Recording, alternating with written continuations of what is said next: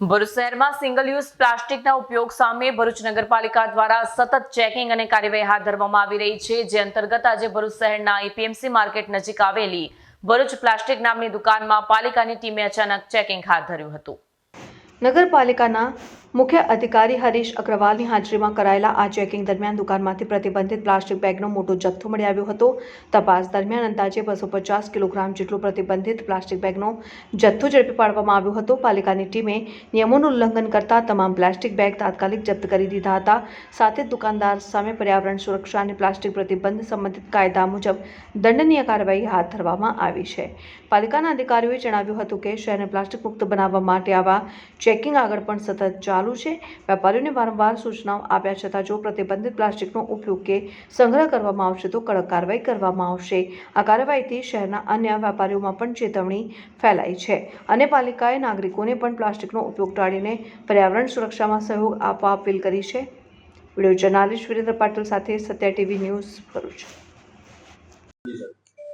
ભરૂચ નગરપાલિકા દ્વારા ભરૂચને સ્વચ્છ બનાવવા માટે જુદી જુદી કામગીરી હાથ ધરેલ છે, જેમાં સવારના ટાઈમમાં ચીફ ઓફિસર તરીકે મારો, CSI નો અને સેનેટરી ઇન્સ્પેક્ટર શ્રીઓ વોર્ડમાં રાઉન્ડ લઈ અને ડોર ટુ ડોરની કામગીરી વ્યવસ્થિત થઈ રહી છે અને લોકો ડોર ટુ ડોરમાં જ કચરો આપે એ માટે લોક જાગૃતિ પણ કરી રહ્યા છીએ।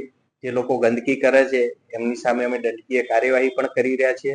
નગરપાલિકા દ્વારા જુદી જુદી ટીમો ગોઠવી અને જે પ્રતિબંધિત પ્લાસ્ટિક જેના કારણે મોટા પ્રમાણમાં ગંદકી દેખાય છે તે પ્લાસ્ટિકના જબલા બંધ કરવા માટેની મુહિમ હાથ ઉપર લીધેલ છે, જેમાં નગરપાલિકાએ જુદી જુદી ટીમો બનાવી અને આ વપરાશ કરતા અને વેચાણ કરતા વેપારીઓ ઉપર ચકાસણી હાથ ધરેલ છે।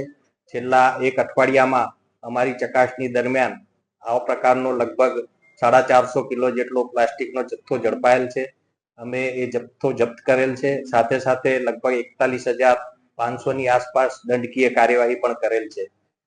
નગરપાલિકામાં પ્રતિબંધિત પ્લાસ્ટિકના જબલા ના વેચાય એ માટે અમારી આ પ્રકારની મુહિમ ચાલુ રહેશે અને જે વેપારીઓ પણ આ પ્રકારના પ્લાસ્ટિક વેચે છે એમની પણ સતત ચકાસણી ચાલુ રહેશે અને આવું કઈ હાથમાં ઝડપાશે તો અમે જપ્ત કરીશું અને સાથે સાથે દંડકીય કાર્યવાહી પણ કરીશું। નગરપાલિકા વતી અમે વેપારીઓને અને લોકોને પણ અપીલ કરીએ છીએ કે જેના કારણે ગંદકી થાય છે, આ પ્લાસ્ટિક જમીનમાં ઓગળતું નથી, તો આ પ્રકારનું પ્લાસ્ટિક પ્રતિબંધિત પ્લાસ્ટિક ના તો વેચે અને ના વાપરે એવી અમારી અપીલ છે।